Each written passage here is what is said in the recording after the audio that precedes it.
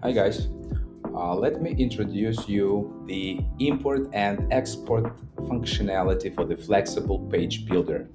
It allows us to import specific sections from any page, post, or taxonomy with the filled-in content to any other specific page, post, or content. How it works: if you have this module installed, it will show a form right here.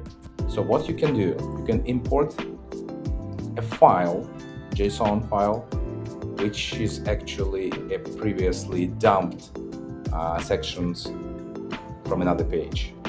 You can also import sections from existing pages. For example, we have sample page builder page, which is built with our flexible page builder.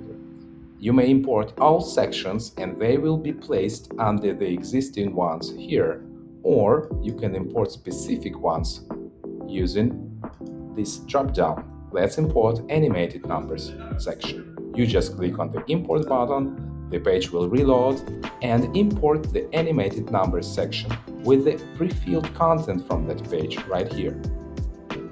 Very convenient. Then you can also export these sections from this page into a JSON file and then import it using this functionality on another page. All the content, structure, and list of sections will be preserved. Enjoy it!